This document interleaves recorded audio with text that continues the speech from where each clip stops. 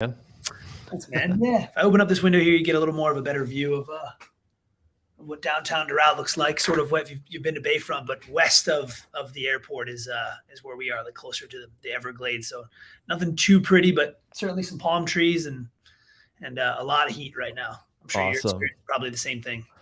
Yeah, it's actually not been too bad here in Tennessee. So I've been fortunate. I know John, who will join here in a little bit, he's in Texas and showed 100+ degree weather. So, wow. Yeah. Well, man, I appreciate you jumping on. I think you've been busy the last few weeks. So pretty exciting news this morning. You are expanding out to Southern California, Huntington Beach. When did this idea come about? Sorry, I didn't realize we were actually already live. I see. Oh, we just go live, man. That's great. Well, good. That's why I was starting with the pleasantries. But would you mind repeating the question just so I have it again? Yeah, like when did this idea of creating a second Wodapalooza in California, like when did you come up with this idea, or when was the first seed of we should do something more?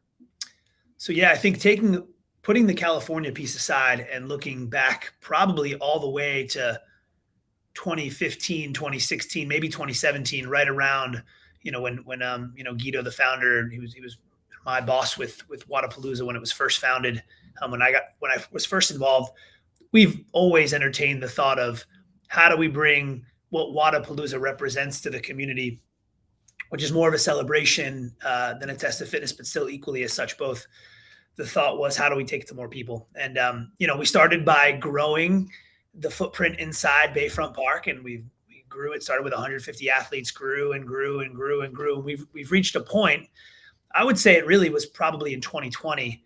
And this past year we had slightly fewer athletes, but we've now, gone back up.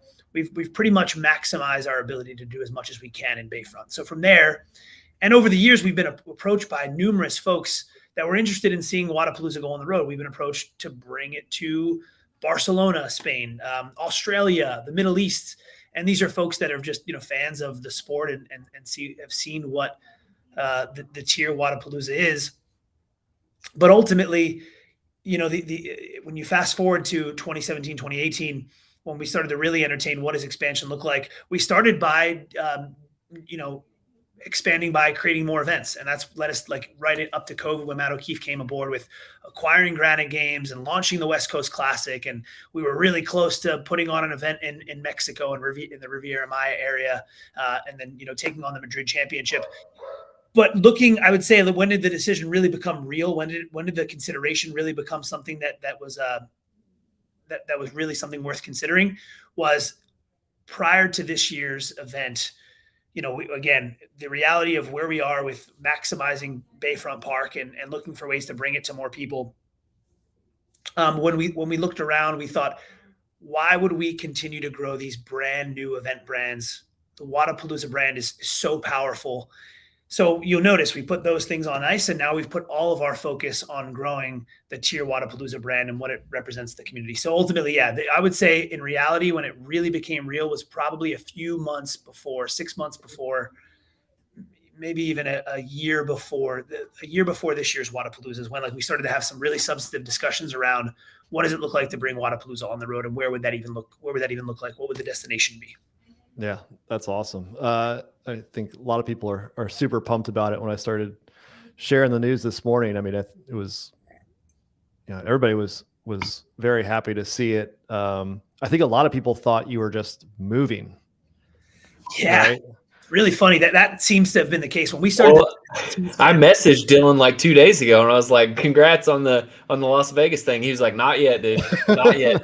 Yeah, maybe I think our tease campaign was maybe a little too good, right? We had this grandiose idea. People were like, "What's with as we were starting to put those posts out, what is with the van? What is the van about?" And now Volkswagen van is very much synonymous with Southern California culture, and so the plan was to bring that to life. And I don't know if you I don't even want to leave. I'm going to reveal, but those original van imagery is all renders, and then what you see in the video, the announcement video, is the real thing. And so the plan was to take it on a journey from Miami and move it around. But I couldn't agree more, Brian, that people were absolutely confused about the fact that no, this is not replacing Miami. If anything, this is adding to. And again, the ultimate goal is for SoCal to ultimately be of the magnitude of what we've created in Miami. Yeah. We had talked, I guess maybe last week about it, and you said that, it's going to be in September. Good timing between the games and Rogue.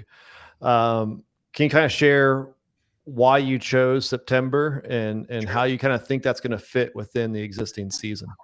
Yeah, absolutely. I see George's question there too, along the same lines. It was a really tough consideration, right? I think when you look at the calendar in totality and as far as the competitive functional fitness season is concerned, it is really tough to find a good time of year that isn't overlapping in some form or fashion with other things going on. And I'm a member of a diehard member of this community, a fan of the sport more than anybody. And so the last thing that we want to do is put people in a position to have to make a choice they don't want to have to make, which is pick one thing versus the other. That includes for athletes, but then also fans. So when you look at the calendar, I mean, I guess I'd pose the question back to George is where else makes sense to put it? And in relation to those things, I think we've really done a good job of splitting the difference between where the games are positioned and then the Rogue Invitational, which are, the two big events on the calendar. With that said, it's a year one. We are planning on doing this for the long term. We have a multi-year commitment to bring this event to life in a variety of ways. But as far as where the date is concerned right now, we're committed to that 20th to 22nd date. But we're also looking for feedback. And, just like we have always done with the Wodapalooza brand, all the events we've done, we've taken in feedback and we've made adjustments as necessary. But right now we feel very confident that September 20th to 22nd date is going to be the right fit in relation to just enough time post games for elite athletes that are seeking to recover and then potentially participate. And then from there on the backside, if people are looking to go to Rogue, it's all the same, like a pretty much the equal distance on the calendar. That is. Yeah. I mean, are you guys, is Loud and Live still associated with the Madrid Championship? So no, very good question. So over the course of the last several months, we've actually elected to divest our interest within the Madrid Championships. We will not have an involvement. We're all still very, very close with Alfonso, as he was our local operator, sort of our general manager, if you will, and a partner in the event. But ultimately, he's now running that soup to nut. That's his primary focus, and he was aware of this decision to put this event where it is. Obviously, being Spain versus Cali, this being a next year thing, he's taking all that into consideration when he plans the event next year. But no, right as of right now, we do not have an involvement. I may still go and support Alfonso as may other members of our team. But as far as like a planning and organizational involvement, no, Loud and Live doesn't.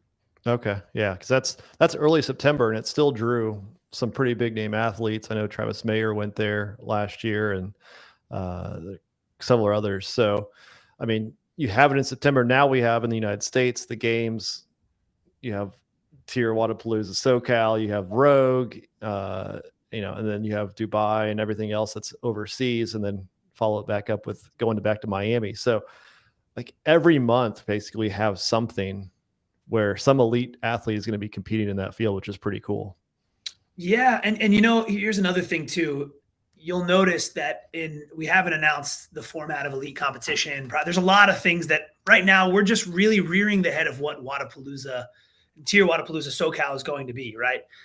And it's almost like, even though we've been doing this tease of the van traveling cross country, this really is the tease. We're saying, hey, the event's here, but the true makeup of what it consists of is still to be announced, and that's very intentional. Right now, we also know that we're right on the heels of the CrossFit Games, and that's going to be people's focus.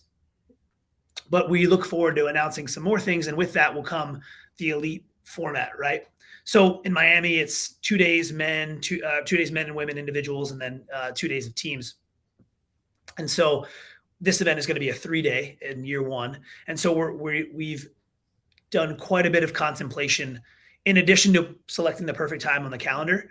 What could it look like? What would the format of competition look like at the TYR Wodapalooza SoCal to attract as many elite athletes as possible without necessarily putting them in a position where they're like, hey, I'm not recovered enough post games, which is what I mentioned before. So like all those things are on the table right now. But I also look at it from the perspective of, there will be a sizable prize purse, and we do want to create opportunities for athletes to earn. That's a big focus of the intention behind when the TYR Wodapalooza was founded back in 2012. Like that was a big reason for it, in addition to creating this community celebration. So ultimately, yeah, if people want to compete every month, great. But again, I think we're going to structure it in a way, and we're excited to share that with you all, that won't be a beatdown, more showcase in nature, especially in a year one scenario, to attract as many people to want to come out as possible.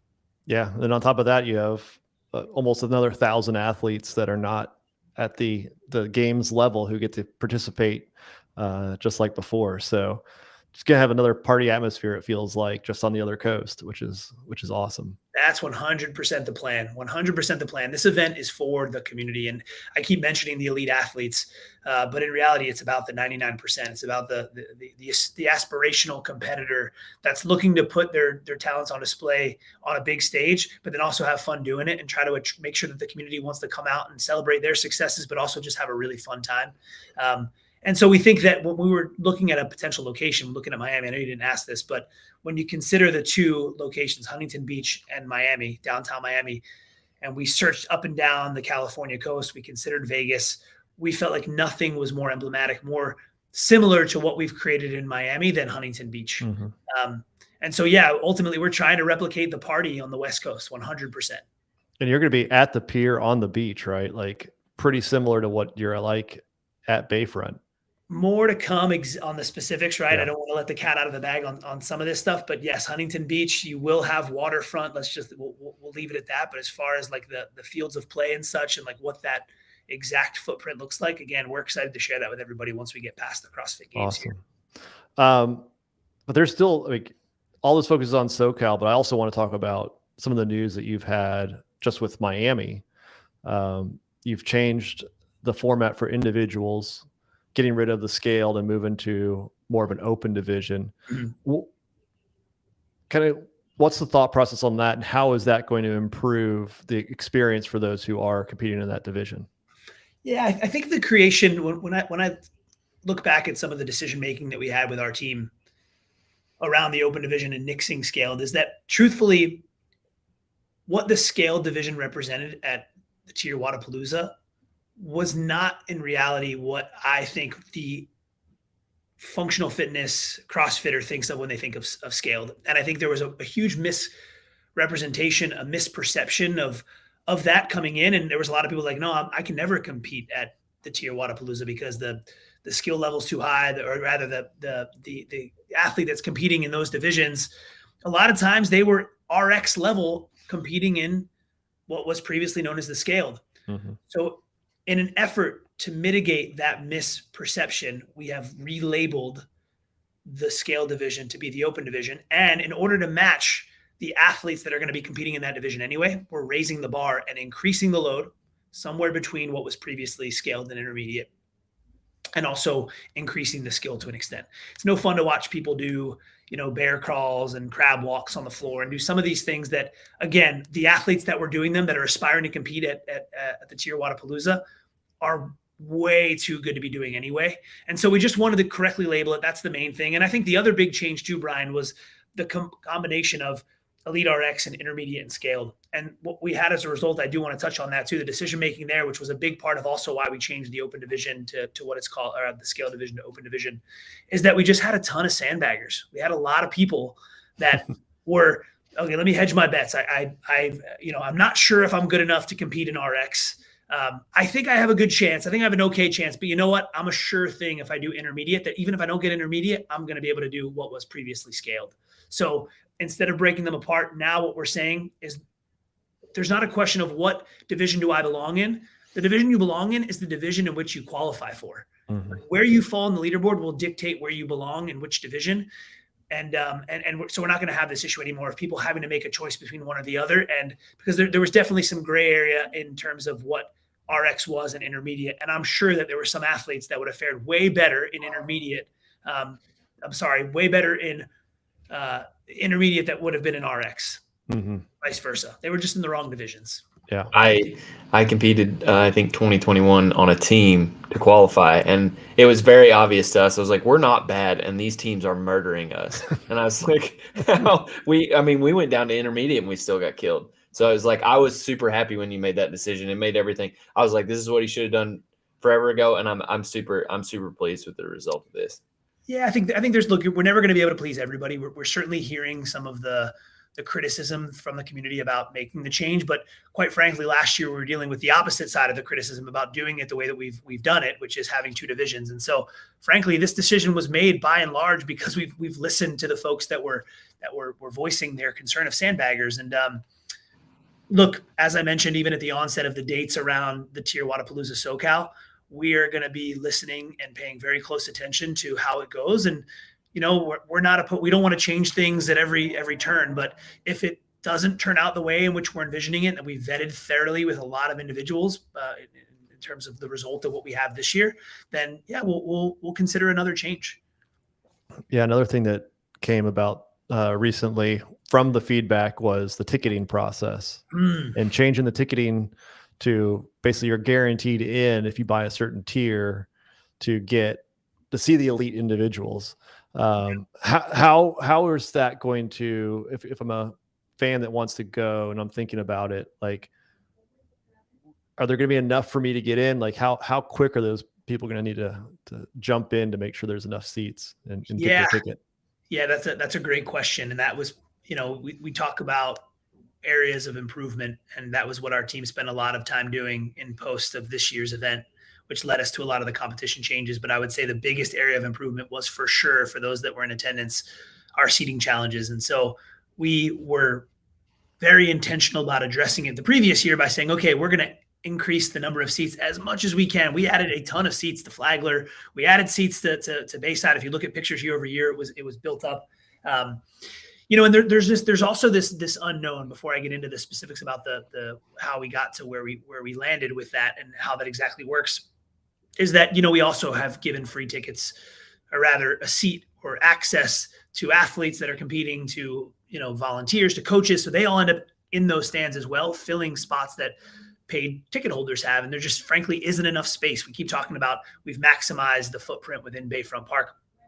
And so the idea here and the way in which it'll work is how people should jump, how quickly they should jump on it is by the time we go live, there will be a limited number of seats available with both Flagler and Bayside.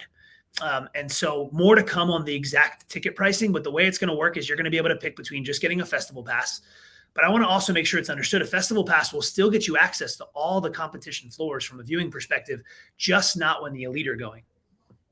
So if you're there to watch a friend in the RX division, you're a local gym goer and you want to watch your sister compete, you'll still have the access you want. But then the people that want to pay a premium, and the pricing hasn't been announced yet, but I want to be clear, it's really not that much of an increase from what people have paid previously. As a matter of fact, the festival pass is going to be quite a bit of a reduction compared to last year. But like your question was, will there be limited seats? There will be. I do recommend that if you're vying for some of those, you should jump on it. But then also to mention, if they're not enough, which we are going to end up having to cap it this year for the first time, which we should have done in the past, but we didn't realize how extensively the problem was. There will be plenty of viewing opportunities around the venue with LEDs. We're definitely investing in that experience to make sure people aren't left without any sort of view of what's going on. Yeah, that could be probably a pretty cool experience too, just kind of gathered in. It looks like maybe a beer garden type thing. So kind of a party atmosphere outside of the actual stages, which, I think that's a pretty cool experience as well. Yeah. And then also the Lat Am Cup. Sure. So that looked pretty cool. You're inviting some of the athletes from Latin America to come up and compete, but they're going to be in the RX division instead, but as a separate leaderboard. Yeah, it's going to be its own division. So we're right now, as far as the standards are concerned, it'll be somewhere between Elite and RX in terms of the level of difficulty. But yeah, so we've always viewed, even from the inception of TYR Wodapalooza, we have attracted the Central and South American communities to compete for sure, and I think a lot of them have viewed our event as more or less an unofficial championship of sorts. They haven't had the same opportunities to have the same level of high caliber competitions. Now, many of them have emerged, right? And those are a lot of the ones that we've partnered with.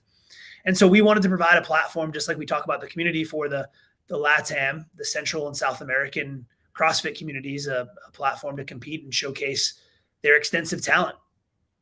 And we've had reach out from a lot of events over the years of like, how do we partner in a more meaningful way? And in the past, we've given, one-off spots here and there into a specific division, the winners. I'm not just talking about Central or South America, but we wanted to figure out a way to formalize it in a more meaningful way. And we think that this does it, right? It's not just like a one-off. No, it's let's try to crown, the top male and female from Central and South America. Mhm. And we're doing so in a more official way. And I know there's a lot of pride involved. They get to represent their country on a big stage because there's only an event per country. We're not going to have two events from the same country. And the athletes and the caliber of athletes that these events draw is really significant. We just felt like they didn't get the same limelight that maybe they deserve. And so this, I think, will be the start, a catalyst to hopefully what will end up being a big part of what TYR Wodapalooza does moving forward. But even in its own right, this first year, we're planning on having, 20 men and 20 women represented from all these events. And there's still some more events to be announced, and we're really excited about it. We think that the LATAM community is amped. And now we're just making official, which we've talked about has been the case, that they've looked at Wodapalooza as a destination to showcase their fittest. Yeah, no, it's been some great news coming out of TYR Wodapalooza. Obviously, this morning was even more exciting news. So definitely gonna stay tuned and follow what you guys have planned for future announcements, and keep building it bigger and bigger and bigger, man. So. Yeah, well, we plan on it. Yeah, this is just the start. Like I said, we're just rearing our head on the exciting announcements still to come. There's still plenty more. We have the games coming up now, but expect right on the backside of that, there's going to be plenty to go around. And actually, one of the biggest things is next week we're going live, opening up our online challenge and qualifier registration. That's going to start, so people vying for a spot to compete. And again, that doesn't start until September post games. But if people want to get a jump start on their training and commit to something, that's on the horizon too. So more exciting info to come. Awesome. Well, I appreciate it, Dylan. Thanks for taking some time out of your evening, and good luck as you prepare and get ready for TYR Wodapalooza Miami. Thanks, gents. Really appreciate it. Right. Take care, guys. See ya. Thanks, Dylan. Cool. All right. He's had a busy year, man. He's been very busy. Yeah, it's like news every week. It seems to be something new comes up. So John Young is sometime going to show up. But we got Tyler here.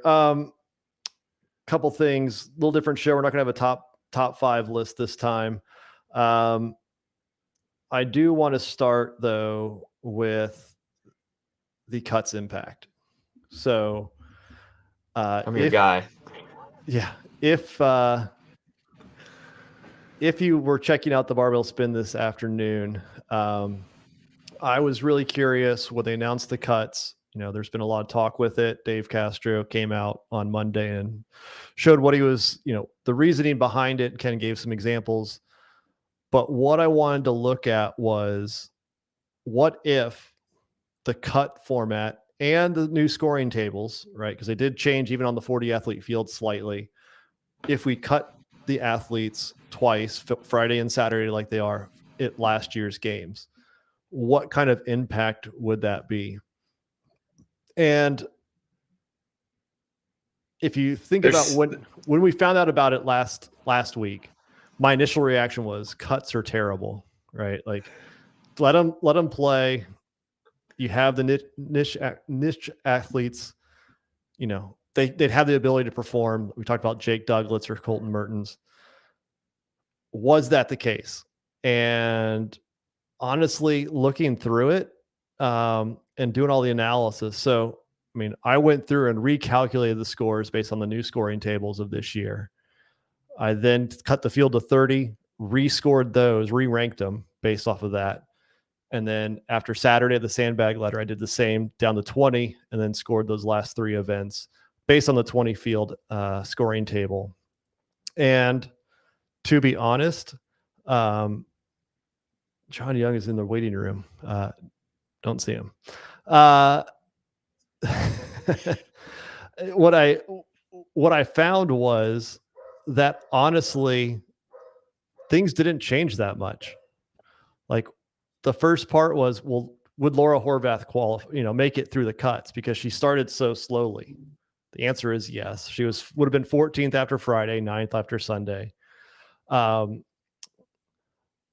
Friday, though, the cuts, Seung-Young Choi and Christine Kohlenbrander both would have been cut even though they finished in the top 30 by being able to compete all the way through. And so those are the two athletes, honestly, that had probably the biggest impact, at least on the women's side. And then Karen Freyova on the women's, she would not have finished in the top 20. She would have also been cut.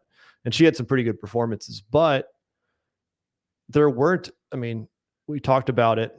Look who joined, Mr. Young. That's nice. Like there weren't many athletes or event performances, right, that were that memorable that you would say, man, I wish they would have been able to compete, right? If they would have been cut, like, yes, Freyova's third place is impressive, but I don't think anybody remembers what she did, right? And then the impact to the final standings, Kara Saunders and Emma Lawson actually switched, which was interesting because of the scoring shape tables. But nobody in the top 5 changed.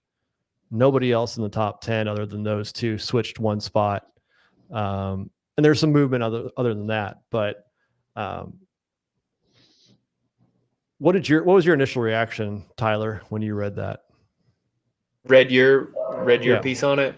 Yeah, I was a little surprised we didn't see more, but then at the same time, I guess not. So it inspired me to do the same thing with Z-Score, because there's an issue here with how close athletes are. And I saw essentially the same thing, that there wasn't that much change. The thing that I think about is what consequences does this have for the athletes who are getting cut, and then the athletes that continue to go. So for the athletes who get cut, it just sucks because their year's over so fast. And I'm going to stand by that, because it's like we don't have that many opportunities to earn money in the sport for the people who are on the fringes, the ones who are trying to make it, right? And so it's like, here you go again, you get on the main stage and then you just disappear. And it's like, you need that time on screen to sell shoes. You know what I mean? And it's gone. The other part is for the athletes who are all already there. So if you have a field of 40 or even 30, I'm okay with 30, is you can program niche events late in the competition. But now as you go, I feel like you are limited to do that, because if you program a 1 rep max deadlift on like the last day of competition and Sam Dancer's not there, people are going to lose it. You know what I mean? Even though Sam Dancer's not competing anymore, but you all get my point. I think you're going to start honing in on what types of programming you see on the last couple of days. I mean, for the fantasy app alone, I'm already thinking about like, oh, you want to play all your weirdos the first couple of days. You know what I mean? That's a good point. Because they'll get dropped. So anyway, those are my thoughts. You're muted, John. How about now? There you go. That means potentially the best CrossFitters won't be there on the last day. Because if you have to do all the niche events or the like a monostructural event or just a lifting event or just a gymnastics event, you got to do all the one-off events early so everybody has their time to shine. But potentially the best CrossFitter all around people, some of them won't make it to the top 20 because you've done that. Yeah, if you have a slip up early. I mean, I think overall, like you always say, right, the best will always be at the top. And that's true. 15 through 20, that's luck of the draw in the events. It really is. And 15 through 20 can make a difference in the last day. Like you're in 2022, it didn't make that big of a difference. But depending on the guys that make the 15 through 20 or 10 through 20, like those back half people, they can make a difference. So, but you shift who makes it by the first events when there's cuts. Does that make sense? It does. I mean, what I saw with looking at last year's is there really wasn't that much movement. I mean, I don't think if any of us looked at it and saw those cuts that we would have been disappointed in how it worked out. Is it that way for every year though? And last year was not an anomaly? It's tough to say. I mean, I think you go back to like say 2018 when there weren't any cuts, and you could probably run the same analysis and see. The one thing I will say, when you look at and listen to what Dave said on his weekend review on Monday, is, the way they're looking at it is it's 2 days of competition. It's basically a regionals level of volume. And that he said, what did he say? He said 2 days of well-rounded tests. Yeah. So to me, that makes it sound like they've thought about what we've talked about, making sure that it's not just, endurance-based events, that it does incorporate strength, it does incorporate gymnastics, so that they do have that it's going to be a well-rounded test to get to that point, and then they'll continue to fine-tune it over the next time. And there could be, like, if Jake, bombs the swim and then Saturday night has something, like, he could miss out on it. Well, it opens you up to programming problems. I mean, we're always there's a few notes to make. So it's like, on your analysis, the thing I think of is, was it a well-balanced program through Friday? I don't know that that's true. It would be hard not to be with that many events. But what I'm thinking about here is, in semifinals, your endurance event became a strength event, right, with the sled. Right. And it's like, okay, well, we tested endurance, and it's like, well, you did, but it wasn't really the major limiter. You know what I mean? Sled rags at the games. Right. Yeah. I mean, the question of this is, do we think that after Dave decided to change and add cuts, do they reorder or modify the events after that? I get the sense that he didn't, right? Like, I don't think they reordered. I think they might have just, like, tweaked. Yeah. And so, like, on the men's side, it was pretty much the same. Again, nothing on the podium ever changed. I was curious about that because it was close. But again, it was still the same top three in the same order. Andre Hude was the only one on the men's side who would have been cut after Friday.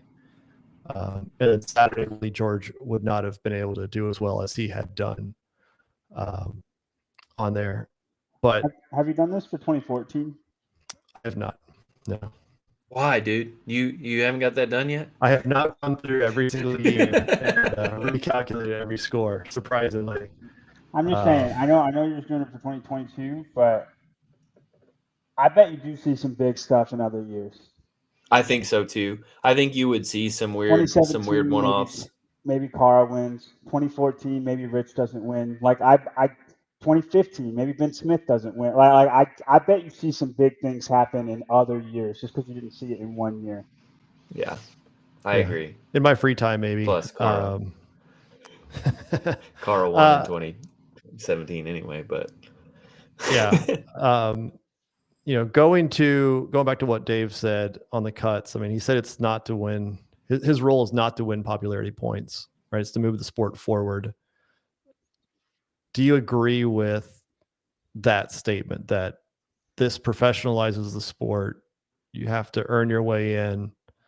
I think his point with, track athletes, sprinters running 100 meters and they're the slowest, they get cut, right? Like, they go across the world, do the Olympics, and out. That's one event. Yeah, they get one event, they're slow, they're out. They have a bad start, they're out. In this case, they're going to get 2 full days, 6, 7 scored events, maybe 8 scored events. Is that enough? And do we think this is the right path going forward, if this is kind of the standard? You'll go first, John. Sure. So as far as like professionalizing the sport, I don't think it does that or does not do that. I think professionalizing the sport I don't think that those two go hand in hand. I think if you want to professionalize the sport, then we should have something that doesn't change every year. Every single year, it should cut to 30 and then cut to 20 if that's what you want to do. That way, you don't have us complaining, what about this year? What about this year? This is how we do it. Like, it should be cut in stone. This is what happens at the games. That way, that if you want to professionalize the sport, I think it's a cop-out answer when we do it some years and some years we don't. Like, that makes no sense. That I don't get that answer. And Cave Dastro threw me for a loop there. I thought he was in the chat. Cave Dastro. And then what was the other question? Just is it moving the sport forward? Yeah, Professionalizing. Is it moving the sport forward by doing this? I don't think it does. If this is the format going forward, right? Like if this is what we can expect next year, the year after. Oh, I know what I was gonna say. As he says, man, I really disagree with his answer. Now that I'm like analyzing it. He says you have to earn your way to Saturday, Sunday. I mean, it's just the games. You earned your way by making the games. The semifinals should be a good collection of tests to get the right people there, right? Yeah. You punch your ticket. That's what we say. Like, you've earned your spot as one of the 40 fittest men and women in the world. I think you should be able to do the whole thing. Now, like from now on, if we always have cuts, I don't have a problem with it. I just want to stick with the same thing. That's how I kind of feel about it. It's like it depends on what decisions you make on the other side of this, right? And so, like John's saying, if we do this every year going forward, cool. I don't know that that decision alone makes the sport more professional. It's just a decision. It doesn't make it less professional that they keep doing it. The thing that I worry about is telling the stories of those who get cut, right? So I was texting you all about this earlier. It's like, if you have a production company that knows the events going into the games, they're probably going to know. Like, John, if I told you, hey, these are the first 6 events going into the games, are you going to be able to tell me which athletes are going to be in the bottom 10? 100%. Or close. You're going to be close. And so it's like, 10. I'm going to get cameras on those people because those are the stories that I'm going to want to tell. The guy who threw a Hail Mary in the last event and made it. And then the same thing for the cuts to 20s, right? But if they don't do that, then we see less of those athletes than we would have before. And we lose as a whole in the sport. I want to hear those stories. I want to see those struggles, right? That's what we care about. Yeah.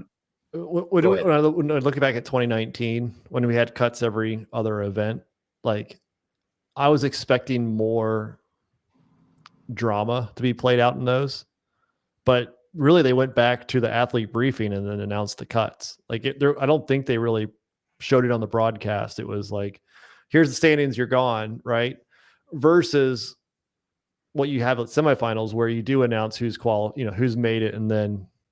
Oh yeah, it should definitely who said that? It was somebody. I think it might have been you. It's like we should definitely have a ceremonial thing where it's like you made it. Yeah.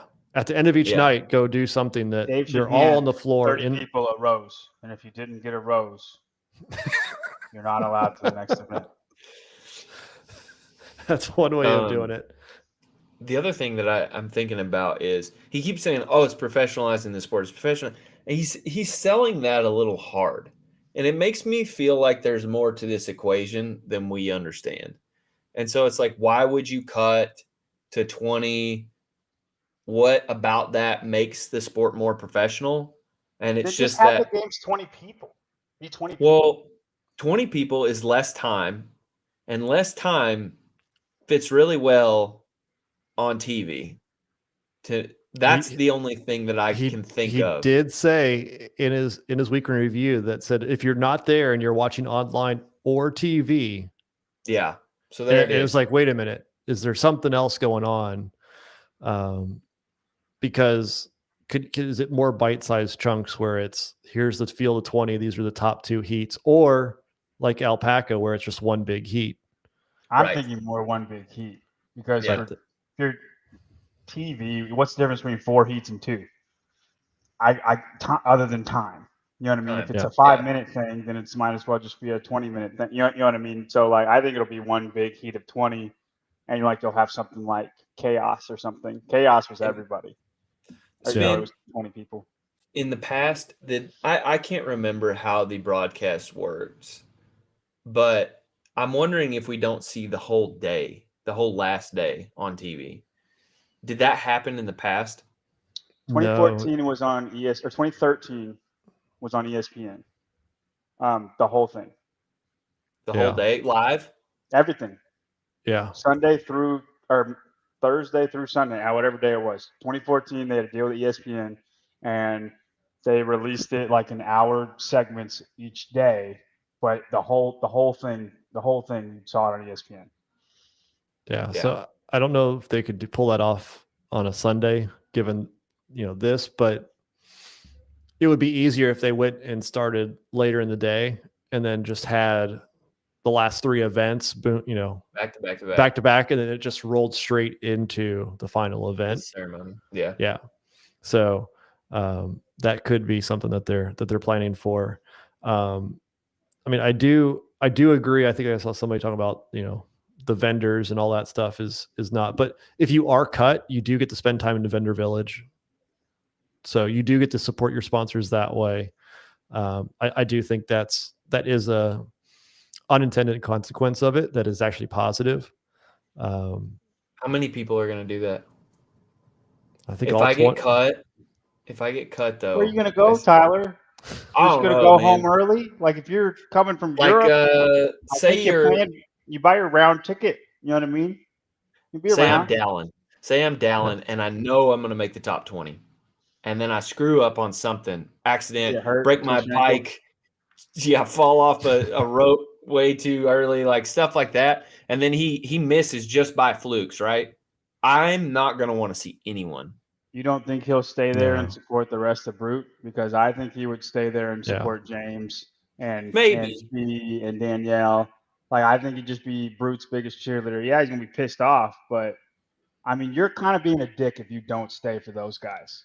Stay for Brute, but I'm not going to the activations or whatever. I'm not. I don't want to be seen. They did. I mean, they did back in 2019. I mean, you had Annie and Brent and a few others that were walking in. All the people from Ethiopia. I guess I'm just a jerk, Finn. That was a little different, but yeah, they enjoyed just being able to be there and watch. But I mean, those elite athletes, they were pissed, right? Like they came there, did not expect to have their week cut short, and they were still there. So they had an athlete room, didn't they? They have a room where they all went to watch, like a suite where they all were in. And I have I remember watching Bellner and Brent next to each other, watching somebody go. Could be. Yeah. So I do like that Castro said he owned the decision. Like it's on him, right? So that and the apology for how the grips were communicated. I think when we were announced that Dave was going to take over, that's what we expected, and he came out and did it right away. Yeah. Now I think a lot of us. I really appreciated that as well. It's like it's funny because it's like, as analysts, our job it seems like it is to throw rocks, and it's like we're not throwing rocks, we're just poking holes to see if there are holes to be poked, kind of thing, right? And it's like, but I did appreciate that he talked about it, and I appreciated the grip thing as well. It's like, yeah, we screwed that up. Sorry. Yeah. And then it won't get screwed up next time is the thing. It's not that it got screwed up. It's that he acknowledges it. It'll be better next time. I agree with Tyler. It's not that we hate on everything CrossFit, but I think it's our job to poke holes too, and then it's their job to fix the holes that we poke. I don't know if this is the real Dave Castro. It does look like him in the avatar there doing his deadlift, but he's very proud of everything that's happened. He didn't make that deadlift. He still failed that deadlift. I think he's still trying. I think the video's still going. That's not at all the way that Dave talks either. What's up, beaches? I did think it was interesting though, when you listen to his discussion about the grips, that he said that this is for this event only right now. Right. Yeah. They're trying it out. And if you listen to, if you were on Savant's show or listened to Savant's show last Friday when John and I were on, that was what JR said. Is there something where a shorter grip does, or a longer grip gives you an advantage? And what did we think about? It wasn't log muscle up or fat bar muscle up. It was fat bar or a spinning type. I don't know how you could do a spinning pull-up bar. This isn't a carnival. I hope they don't do that. That would be so gimmicky. If it's the spinning barbell, whoever has the biggest hands is going to do well. Like that, that would be stupid. It's just whoever has the biggest hands. Yeah, it's the moving bar muscle up. You know what I'm talking about, where they hang straps from rigs. Have you ever done one of those? Might be like a salmon ladder. Salmon ladder. I don't know why you would need grips for a salmon ladder. I'm just trying to think of different things. Yeah. You can Right. hold on to stuff. I I definitely think it's think fat there's bar something. for sure, or something fat. Yeah, I definitely. A log. You enunciated that very hard. No, I definitely think there's something going on that necessitated that change. Whatever That- it is, Velner's going to win that event. That's all I know. Yeah. And Emma Lawson did well on the log bar Lawson will muscle up. probably win that. So, yeah. Anything else on Dave's comment or week in review before we move on? So last week, John had come up with a increasing wall ball event, right? Like every round it gets higher and higher. Mhm. I think somebody was watching. So Emma Lawson, a couple days ago here. Look at that. Look at there. Look at how Yeah. high those things are. That's She like knows. 15-foot wall balls right there. And see how Her long coach they're knows. taking? Yeah. You're going to get less and less rest. I'm telling y'all. So I think she was paying attention. And then I don't think she was. I think it's a coincidence. But we're going to say she was watching. active listener, Emma Lawson. And then I did this morning, arm biking. Yeah, it's no joke. Dude, this was intense. Does it blow up your triceps? Your delts.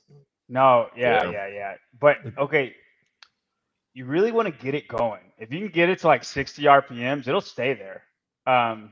If you don't, it won't stay there. It's like going through mud.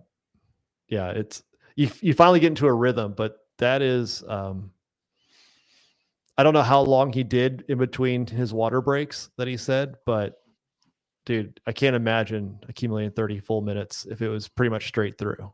Like that would be Bending wild. over that way for 30 minutes would suck Yeah. alone. So like on an Echo bike though, you'd have little rails to put your feet on, and then just put your feet on the rails and do it with your, you know what I'm saying? Yeah. Yeah. You probably can go it faster this way, but I agree. I wouldn't want to be bent over like that the whole time.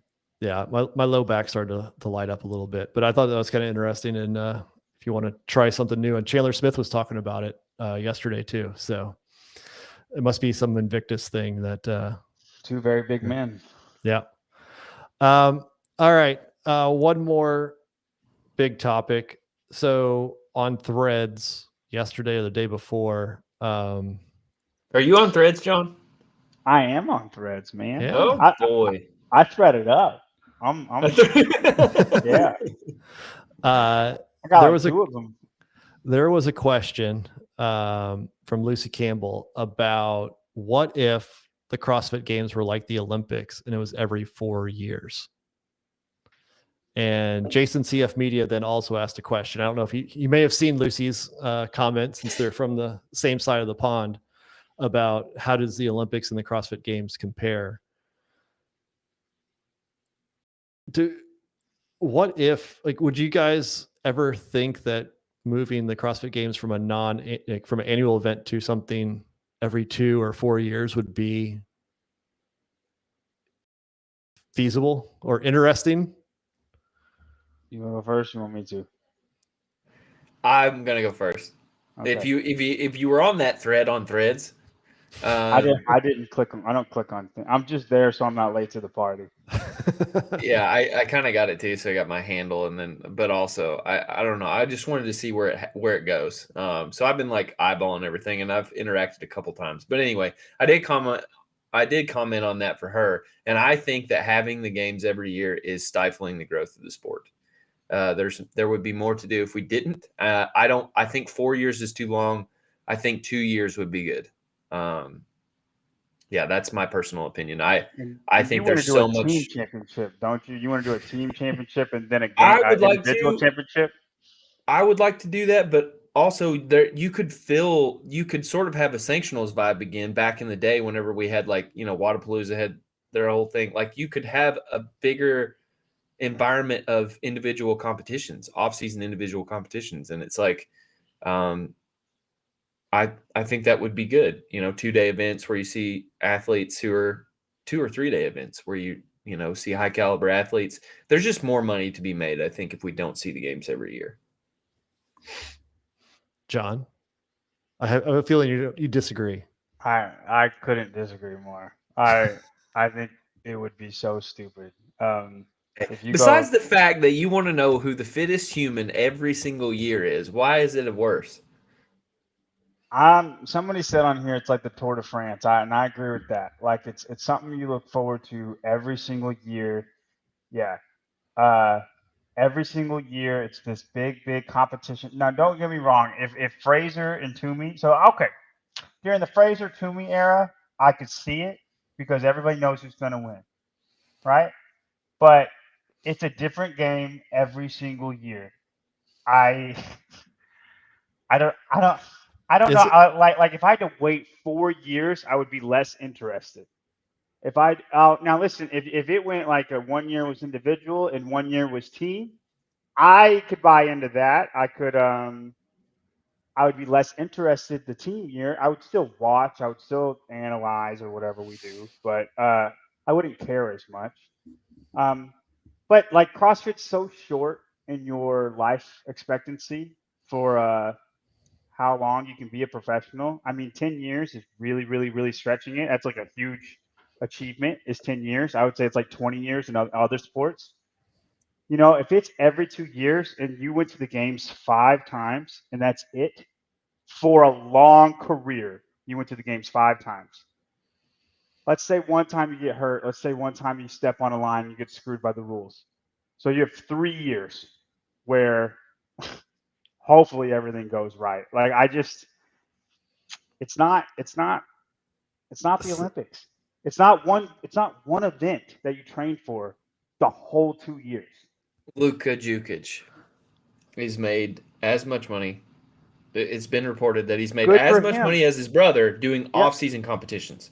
100%. Go do that. I'm not telling athletes not to do that. I don't care if you do a whole But bunch. there would be But if more you of wanna those that win would the game, exist.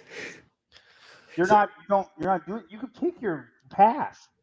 You know what I mean? I don't care if you win other off-season competitions.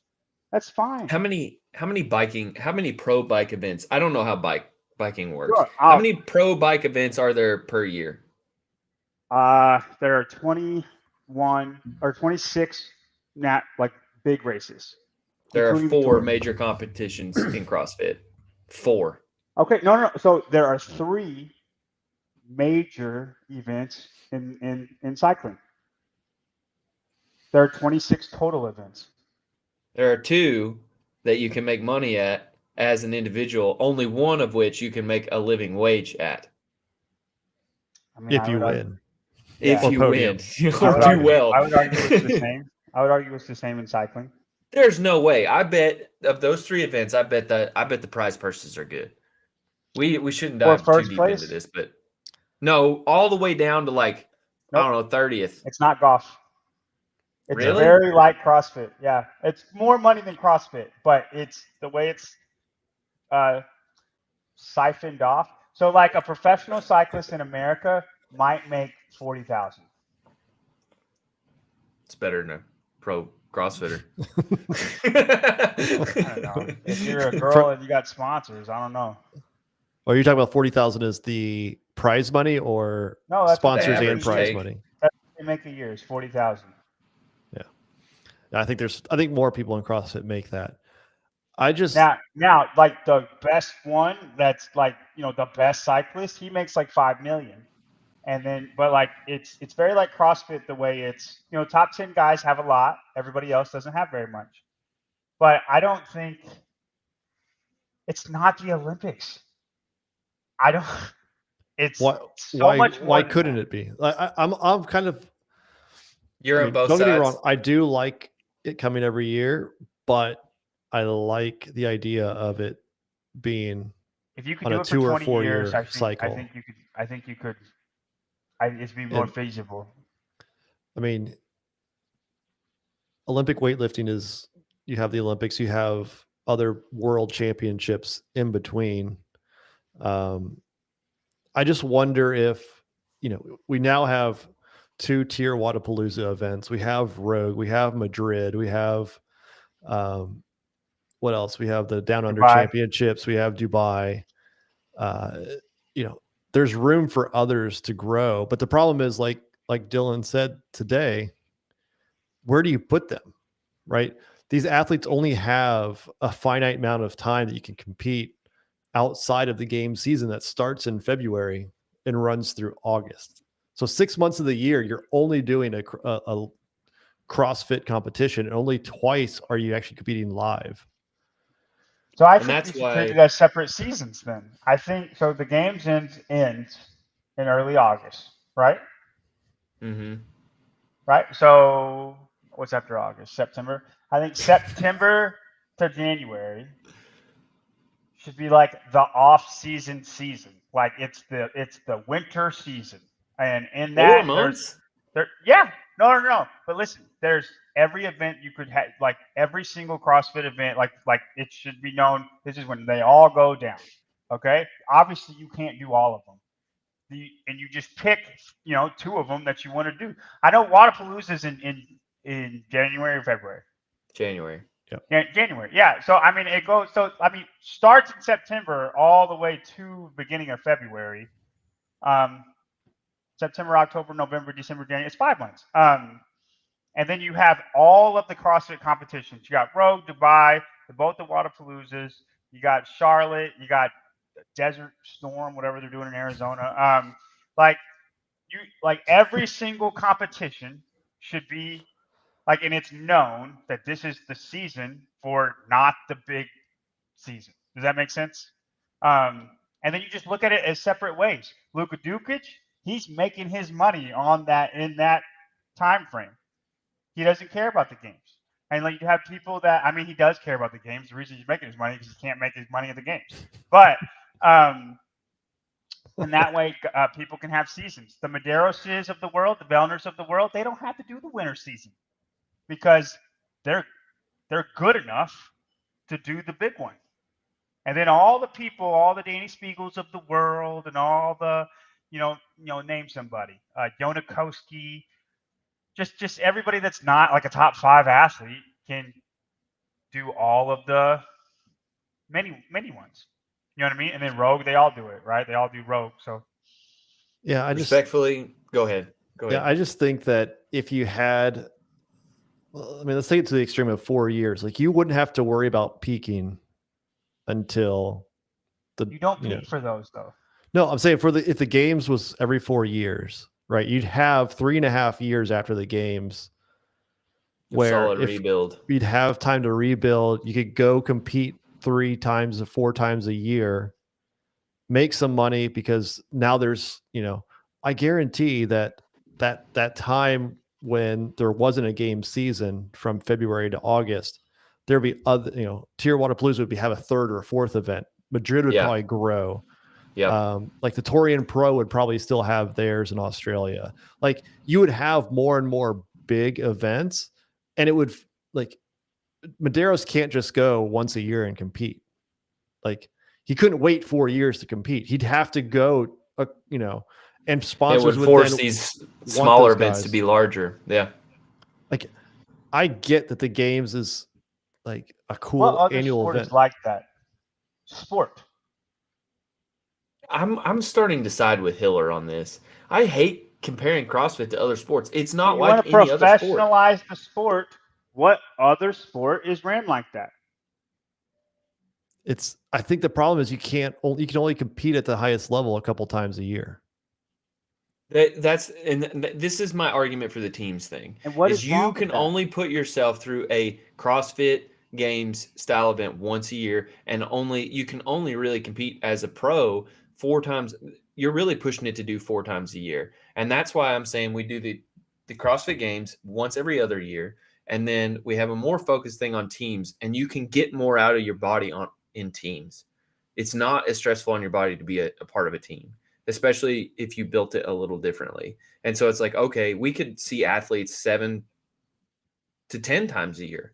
And it's like, okay, that's huge. And I won't care. Yes, you would. Yes, you would. Because those events would get bigger. If Justin Medeiros does Like the you would Crash have Rogue. Crucible, and he's against, I don't know, Yeah. Taylor. Okay, You would have I 18 wouldn't care. other teams that would have Justin Medeiros on it. There's only Yeah. one Justin Medeiros, man. Well, you know what I'm saying. No, but I think what you would have is like you're looking at it as all the events stay the same. But Rogue would be the one that everybody wants to get to be able to go to, right? Yeah. There would be other ones that then pop up, and Wodapalooza, Miami, SoCal, like those become bigger events, in my opinion, that have more money, more eyeballs. Like it's a bigger thing to go to. And now you have athletes going around the world competing throughout. The problem with CrossFit as a sport compared to golf is you can't compete at a high level week in, week out. Right? Like golf is fine. You can go compete 15, 20 times in a year and it's fine, but you can't do that. And so like everybody would want to go see Justin Medeiros at Wodapalooza compete. Right. And you have the top athletes still showing up to compete, but Rogue would be a bigger deal. It'd be like the world championships at Rogue. So you want to downplay the games so you can upplay everything else? No, I think the games would be even more a bigger deal because you only can see it. You can only see it every 4 years. So you want it to be like soccer? Yeah. Yeah, and look how big that is. Well, like how it's because it's like the first sport ever invented. It's not the first sport ever invented, but all right. No, but think about like when you look at Olympic weightlifting and you look at the quad and you say, well, these athletes were great in the quad. They just missed out on making it to the Olympics this year. The next 4 years, a lot of those athletes aren't the same. Like new people have shown up and challenged it. So it's not seeing Tia win 6 years in a row. It's not seeing Justin win 2, maybe 3, 4, 5 times in a row. Like every 4 years, the field's going to be completely different with a few people that are still there. And in the meantime, you get to watch those top athletes compete. This is like a political debate. We got me and John on two polar opposite sides and Spins here in the middle of the libertarian of the party. I'm more on Tyler's side, I think. I think so. I think if this happened, y'all would regret it. You're I think so what wrong. you think would happen is not going to happen. People don't want to make money. We think people would not make the money. No, I that don't we think think people they are can going to care about these little competitions. They're not going to get bigger. I think you need to make Rogue bigger. I think you need to make Wodapalooza bigger. Not these smaller, more money, but like you have to find sponsorship. I don't know how. I don't have a blueprint how. But I think they should have like a triple crown, where if you win Dubai, Rogue, and Wodapalooza, if you win all three of them, you get $1 million or something like that. Like you make it. It doesn't. Almost like horse racing. You're just adding money to something that already exists. But like the thing that pays the bills is selling shoes. And so it's like we can't see like TYR or Monster can't come out to sponsor these events and pay more bills that way. You know, they don't have more people seeing their products. And it's like we need more events to have more products sold. So that's how they do these things. People that are like the top 5 athletes, they come to the other events, right? And they win against lesser competition. You think because all the athletes are going to be dispersed. If it's going to be a whole bunch of competitions, they're all going to be dispersed. There's going to be 3 good athletes in every competition, right? Instead of just no good athletes and a bunch of them, there will be 3. And then we always have our big ones, right? I don't care for Medeiros to win against Colton Mertens. That's what's going to happen in these competitions. That's the main philosophical difference is we don't believe that will happen and you do. Yeah. I think you have these elite ones that you get the top athletes to go to. You have, again, all the ones that we talk about now. Let's go back to November, December of this past year where every single, Nate Edwardson, Hiller, everybody's talking about, is CrossFit dead? Right? Like it's a down time. Like people aren't focused on it, right? The athletes are now building towards the game season. Most are not competing until they show up to Wodapalooza, and it's a teams of 3 for the most part. Mm-hmm. Versus because they want to get ready for the game season. But if they don't have to worry about the game season, now they go to Down Under Championship in December. Now they go to Dubai because it's worth it to them to go, because you can take 2 weeks off from training and trying to worry about the next game season. It's only when you get to the November, December, as you're leading up to the games, that's that 4th year where things start to get quiet, because it's so important. All eyes are on it no matter what. I think if you polled the athletes, 80% of them would see it my way.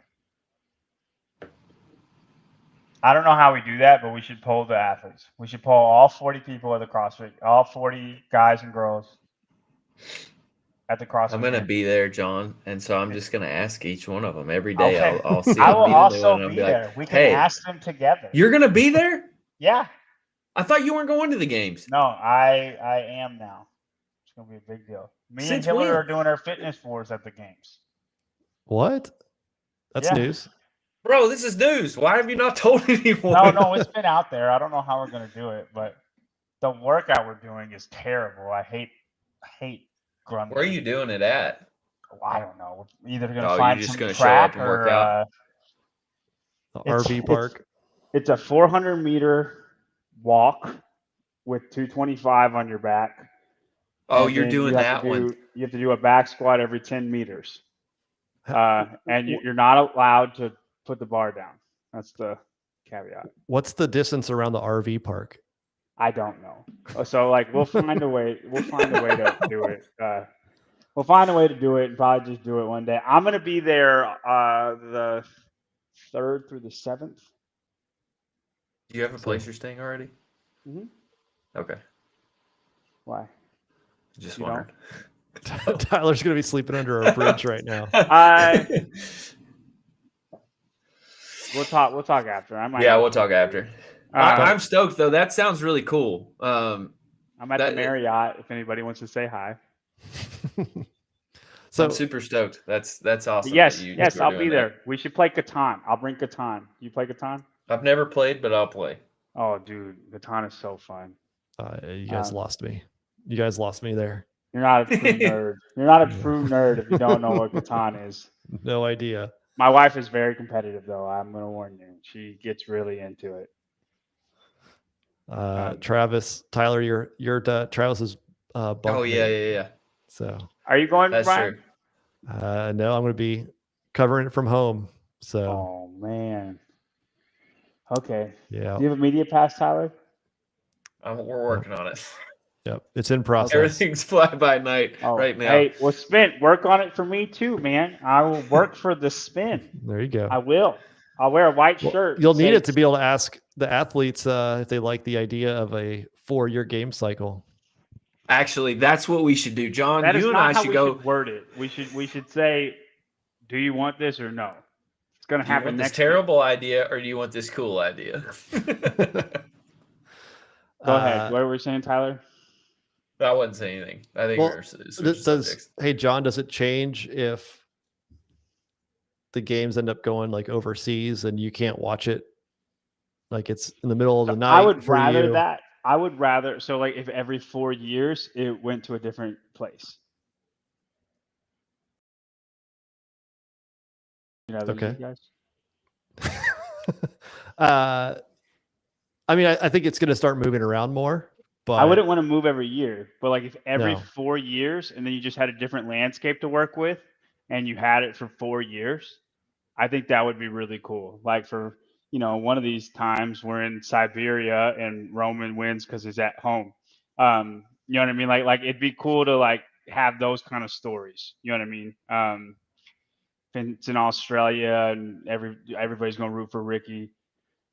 Like I just think it'd be fun to do different things.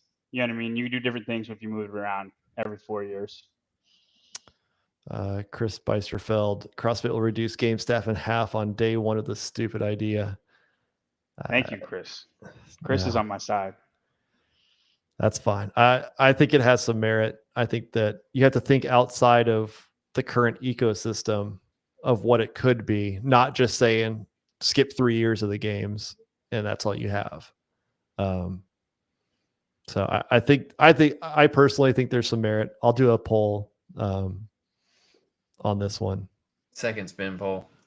Yeah. Speaking of the spin poll, so the top 25 July update will be out next Wednesday. So I have the ballots will be going out to the media again and the fans.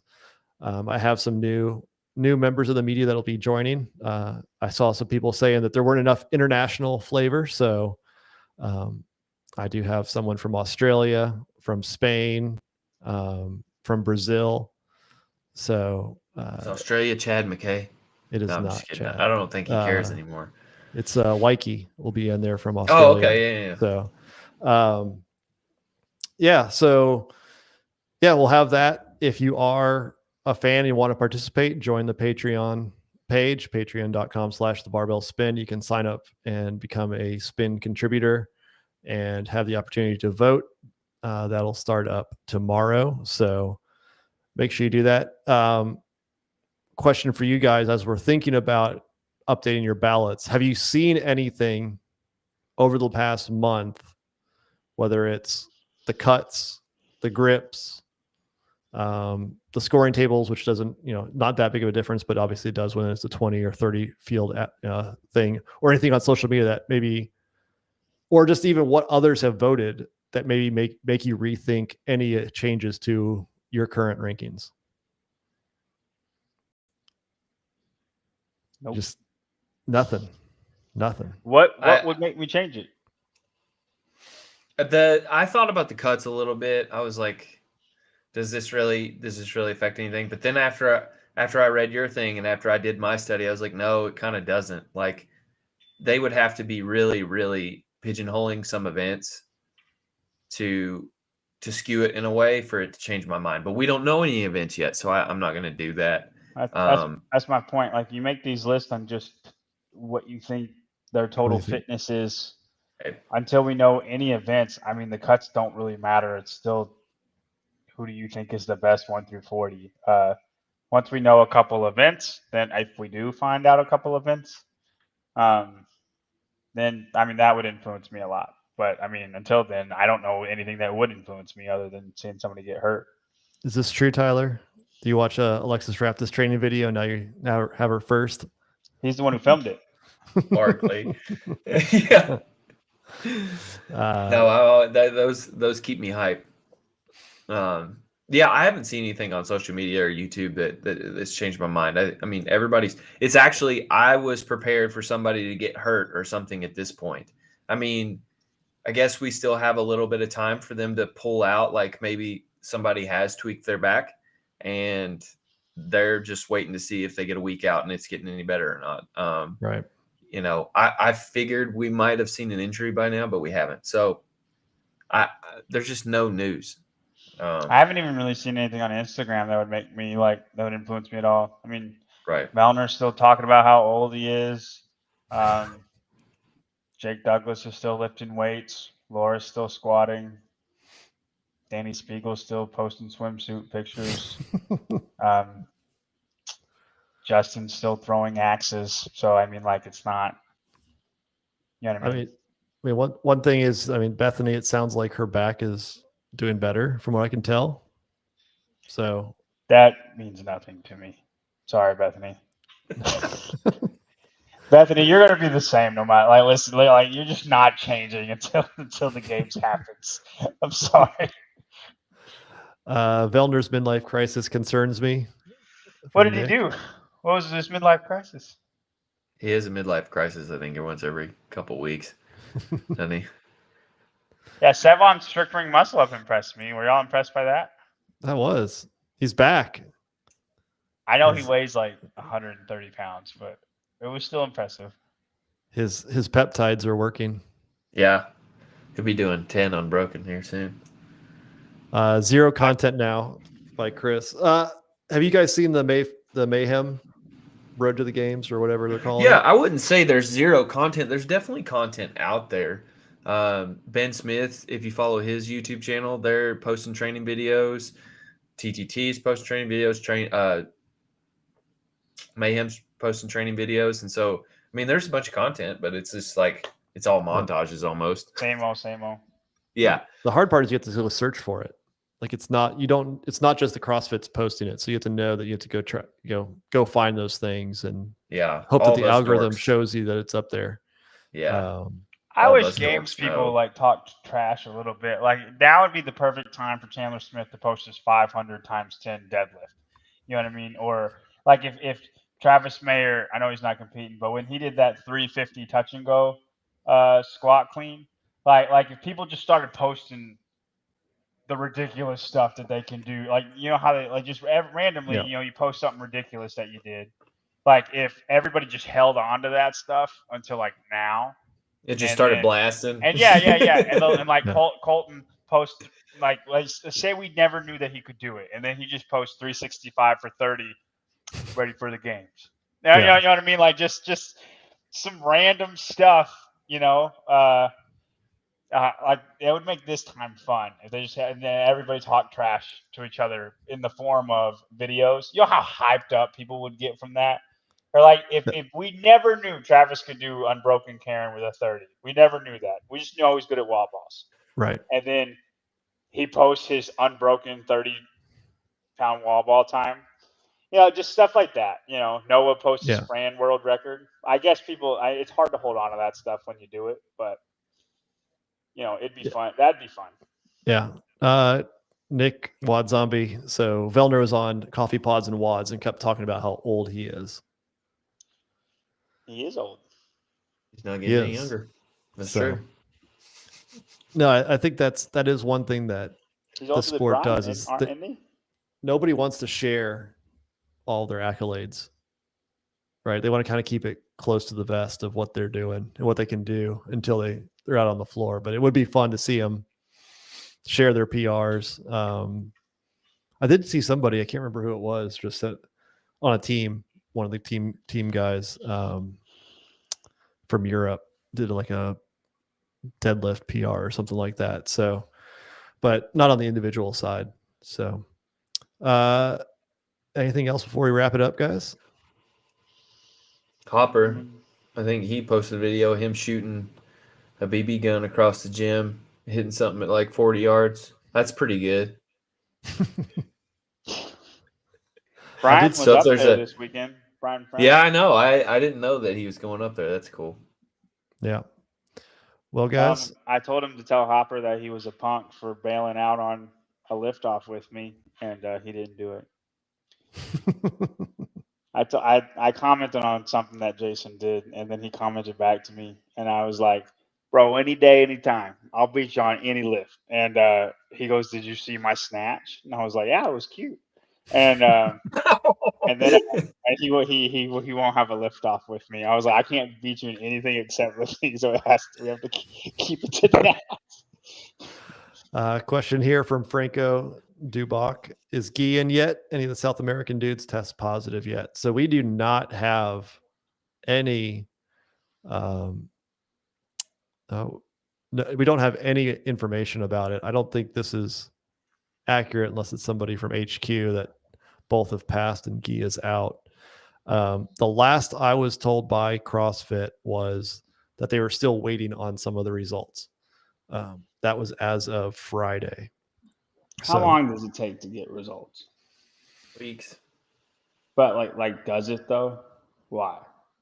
I don't know. It takes as long for like the Olympics.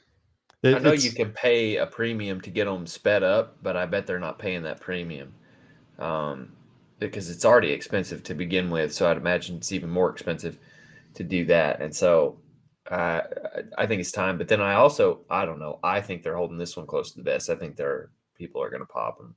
I mean, it's definitely weird how we've had really nothing. 2 teams right? One that's from Yeah. Africa, one that didn't qualify from here in the States. That's it from semifinals. Convenient. And Convenient. compared to What if, last year where everybody was popping left and right. Yeah.